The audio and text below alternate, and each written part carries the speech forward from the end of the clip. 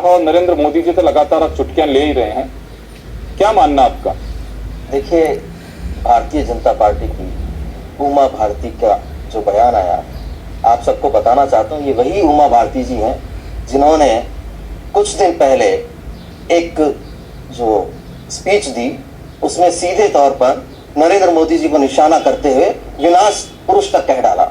तो ऐसी नेता जो उन्हीं के पार्टी के प्रधानमंत्री पद के उम्मीदवार के लिए कुछ भी कह सकती है, तो देश बड़े अच्छे तरीके से जानता है कि ये लोग सिर्फ और सिर्फ सुर्खियां बटोरने के लिए और इस देश की जनता में एक भ्रम फैलाने के लिए, अपने आप को बनाए रखने के लिए इस तरीके की बयानबाजी करते हैं। जहां तक बात आती है रॉबर्ट वाड्रा की, तो सभी लोग इस बात को बहुत अच्छे तरीके से जानते हैं कि रॉबर्ट वाड्रा एक व्यापारी है और इस देश के कानून में एक व्यापारी किसी भी प्रदेश के कोने में जाकर, जिले में जाकर जमीन खरीद सकता है, जमीनों का व्यापार कर सकता है और अपने व्यापार के लिए वो किसी तरीके का कोई गलत फायदा उठाए, इस बात को सिद्ध कर रही है भारतीय जनता पार्टी, जो लगातार आरोप लगा रही है कि रॉबर्ट वाड्रा ने जमीनें खरीदी, रॉबर्ट वाड्रा ने जमीनें खरीदी। तो जमीनें खरीदना तो कोई गुनाह नहीं है कि राजस्थान हो, चाहे हिंदुस्तान हो या पूरा विश्व हो, कहीं पे भी रॉबर्ट वाड्रा व्यापार के लिए जमीनें खरीद सकते हैं और अपना व्यापार संचालित कर सकते हैं। तो इसमें कौन सा गुनाह हो गया जिसको इन लोगों ने मुद्दा बनाया? दूसरी बड़ी बात कि भारतीय जनता पार्टी इस देश को मुद्दे नहीं बता रही है, उनको अपना विजन नहीं बता रही है, उनको ये नहीं बता रही है कि वो इस देश के लिए क्या करने वाले हैं। वो सिर्फ और सिर्फ अनर्गल आरोप लगाकर देश की जनता को भ्रमित करना चाहती है, क्योंकि इनके पास कोई मुद्दा नहीं है। ये बिल्कुल नहीं बता सकते कि ये क्या करेंगे, किस तरीके से विकास करेंगे। बस विकास करेंगे, विकास करेंगे, गुजरात मॉडल बना देंगे। गुजरात मॉडल की स्थिति आप सभी ने देखी है कि गुजरात मॉडल सिर्फ और सिर्फ कागजों में, सोशल मीडिया में, प्रिंट मीडिया में दिखाई देता है। वास्तविकता सभी को पता है। जब अरविंद केजरीवाल वहां पर विजिट करने गए, तब गुजरात की हकीकत उन्होंने सारी जनता के सामने, सारे देश के सामने रखी, तब क्यों वो हेडलाइंस बनी।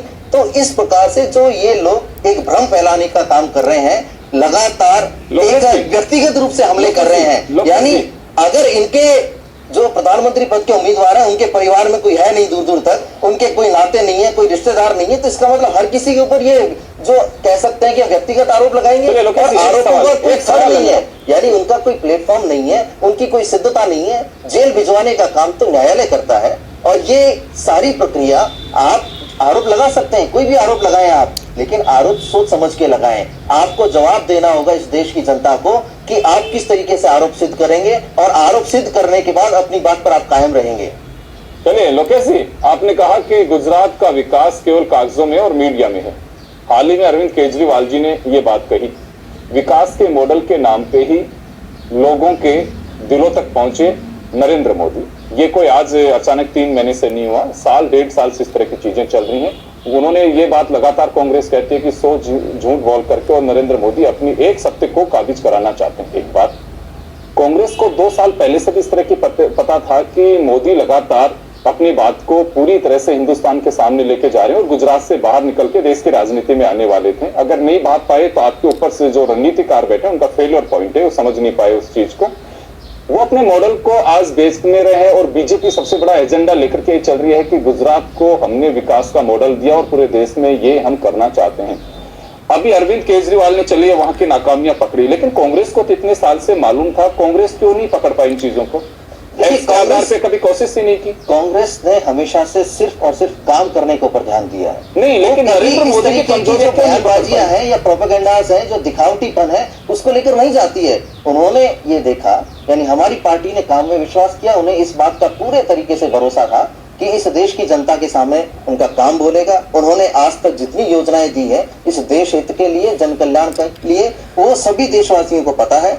और आने वाले समय में आप सबको मैं बताना चाहता हूं कि जिस तरीके से नरेंद्र मोदी जी जगह जगह जाकर जो अनर्गल बयानबाजी कर रहे हैं, तो हमारे माननीय राहुल गांधी जी बिल्कुल सही कहते हैं कि ये फूंक वाला गुब्बारा है जिसमें हवा भर भर कर एक बहुत बड़ा रूप दे दिया गया है और वो जल्दी फूटने वाला है। चलिए, गुब्बारे का पता तो 16 मई को पता चलेगा कि गुब्बारा फूटता है या उड़ता है।